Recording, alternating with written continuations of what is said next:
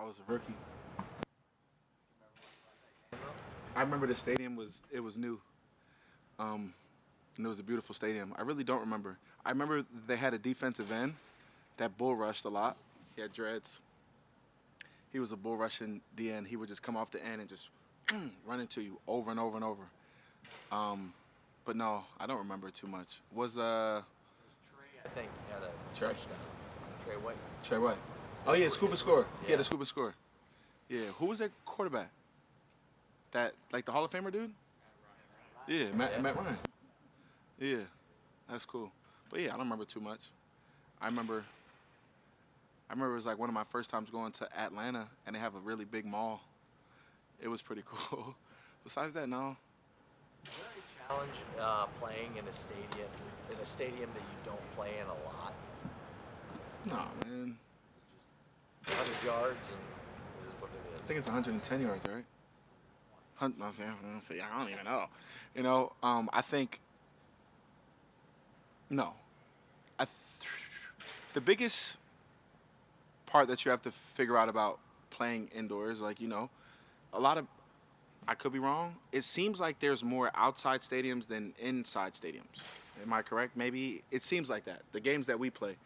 And for the games that we play, it's different because we play in a lot of outside stadiums and then all of a sudden we go inside. So they're all hard because you go into a different air atmosphere where like you have to really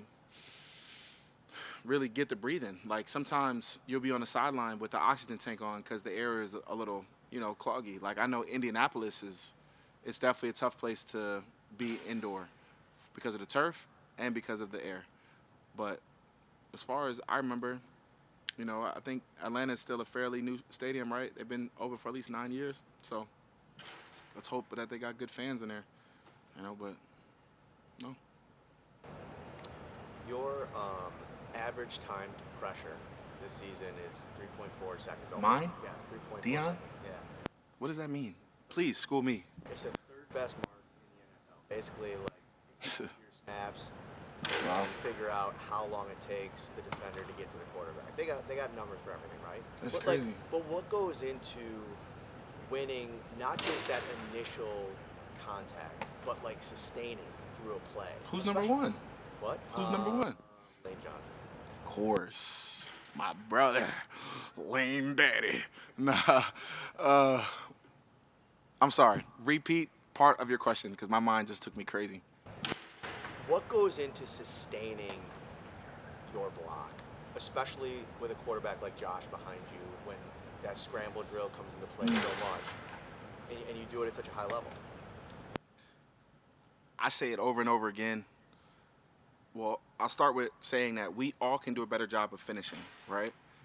That time would be better if we all had better finishing. But realistically, I care about Josh. Like, I care about the kid too much. And with being here for the distance that I've been here and the duration that I've been here, I don't want to be the reason to alter that kid's journey because the kid is great and I'm his left tackle. So I want to be the best version for Josh that I could possibly be and then for everyone else. And that's just how it goes. Like I care about Josh too much, but enough to get my job done. But I don't know. I think if you were to ask Lane about the same thing, he would answer the same way. Like we care about our quarterbacks and really care about our quarterbacks. We're not just going out there playing a game and getting a check and going home. Like I care about the kid when he's walking around here limping or he has a scrape on on his leg. Like I feel that for him, and it makes me just go like a deep breath because our job is to protect them. And if you're telling me that, I have the third best score, I got to do better for him, right? Because obviously Lane is doing the best job at it. It's cool. Is it safe to say then it's just as much about will as it is a technique thing? Is it a mentality thing as much as it is mentally? As soon as you said Will, I thought that you were talking about Will Greenberg because I do work with Will a lot, okay? It is a Will thing, but all of those things and that you're saying is the aspect of being an NFL player. You have to have will, you have to have grit, you have to have passion. you got to have the ability to push, right? You have to have the ability to play and fight through injury. So yes, I would say technique is number one because that's what starts a rep. That's what gets you to the middle of the rep, and the will and the mindset of the withstand is what takes you the duration of a rep. And the crazy thing is we're only talking about 3-4 seconds, right? But realistically, those are the hardest 3.5 seconds of your life. And as a football player and as a competitor, that's kind of the definition of that, right? Like the will of pushing through that overall limit. I told you I that one of the balls was coming, all right? And there it is, all right? And it came. But yeah, good question. What else I got? Josh said yesterday that. Sorry. Josh said yesterday that the loss was sort of a wake-up call for you guys, and that he felt like you guys had maybe been getting by without playing your best football. Yeah, absolutely. Do you agree with that sentiment? And Absolutely. so, what's sort of been the urgency from this team to get that bad taste out of you? Yeah, just like, and the beautiful thing is that we play a game, right? And we don't have to win them all, which we would love to and win them all. You know, going undefeated is a beautiful thing, but knowing how to win and how hard it is to win, and even playing hard and still losing, I think those all are the check off the boxes of building a team, right? You have to know how to win. You have to know how to lose. You have to know how to play after a loss. And realistically, yeah, like I think Josh is right. It is a wake-up call because not that the team is young. Like we have a nice core team, but realistically, people can get clouded with fog of, oh, we have the MVP, we're just gonna win. Oh, we got Cook. Oh, we have the best line. Oh, we have this, we have that. But realistically, you still have to go out there and do it. You have to do your 111th, and you have to play well. And I agree. I second whatever Josh said, but I think it was, a wake-up call. But I'm glad. Like, who wouldn't want a wake-up call now? It's still early in the season. And what, we're 4-1? Right? We're 4-1, right? Come on now. Like, I would rather that wake-up call be now than we're, at the end and talking about, we let it and get by all season and now it's here. Like, nah, and then it's over. But, yeah, I agree. But I do think that wake-up calls are a good thing. And I know that you didn't ask that, but I think that wake-up calls are a good thing. And that's for anything, right? Relationships, shoot, in the office, cafeteria work, anybody's job. Wake-up calls are cool because it keeps you, on your pivot and keeps you where you're supposed to be. And it just kind of reminds you of, being great isn't just going to happen. And you have to play at it, work at it, and be that every day you wake up. What's the biggest strength you've noticed from Atlanta's defensive line, especially their ends?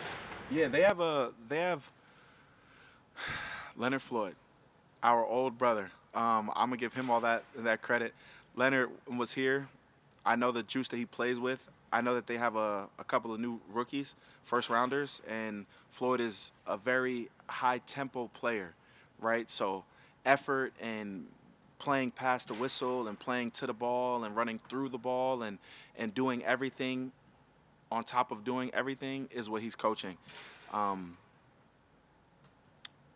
I think that, I guess basically what I've seen is just speed, physicality, and they're a good team.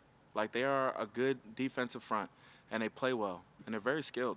I respect it, right? And I can't wait to see Flo. Flo is our teammate, previous teammate, and happy to give him a handshake and, punch on him a couple times, Kind of going back to what you were saying in the question before is, I think since 21, you guys are 15-4 coming off of losses. So you guys have done a good job proving you can respond after that. I Yo, guess. y'all be knowing some cool stats. That's a cool. Where'd you How do you know that? I Googled it and found it. Okay. It's, Power of the internet, Yeah. But over the years, what's been a constant? Have you noticed there's just something about the way you guys are able to kind of just, again, take a next game approach, snap back into it, and play the next game? Who knows? I have no answer, really, but we have a good team, right? We have a good team. We have good guys. And, being here in Buffalo, you might think that there's nothing to do, but we got guys like, You know, and I want to say this the right way, but, you know, T-Pain is coming into town, right? So it gives guys a lot of disconnect so we can reconnect, right? You got Cat Williams coming in, right? Like, we get to go sing and dance with T-Pain, right? So, and you might think that I'm playing, but literally being able to disconnect from a loss is what I'm speaking on, right? And a lot of guys might not have that, right? I know Miami, Texas, Vegas, they might have stuff, but when you're on a team like this where we're all we got and we're all that comes in and we can entertain each other in whatever way that's available, I think that is a great thing that we do as a team. We learn from an L, we craft the L, and then we turn the L into a W. And we still have to go out there and do it, but the process throughout the week, work, enjoy the brotherhood, go to dinner, go see T-Pain, vibe out with, and buy you a drink, all right? This is how it goes. Oh, man. I don't know where it comes from. It just comes. I seriously don't know. I appreciate y'all. Anybody has anything else they want to ask me? Highly about Keon in Yeah, I like the Key. offseason and during this season as well. When you see him bench for the first quarter and that fumble in the game and stuff like that, how do you see him sort of use that as like a growing moment? Yeah. And how do you, as a leader on this offense, sort of speak to him maybe during the week after maybe the weekend that? Another great question. You guys have them today. I think players, special players, have to go through their rhythm of ups and downs. Even though we all want the perfect player, we all want nothing to ever happen bad and everything to happen good and never to make a mistake and always be on time and get straight A's. Realistically, that's not what entertainment is, and that's not what excitement is. So for a guy like Key, we see what he is, he knows who he is, and we all know what he can become. It's just up to Keon to make his mind up if he wants it or not.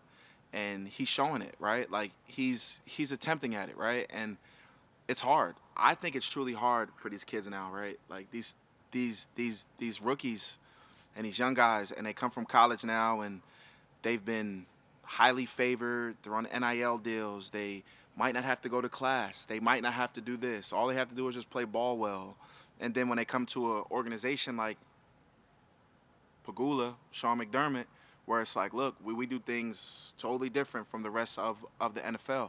You know, it's a culture shock for a lot of guys. And, you know, I don't expect him to know all the answers in year one. I really don't expect him to know all the answers in year two.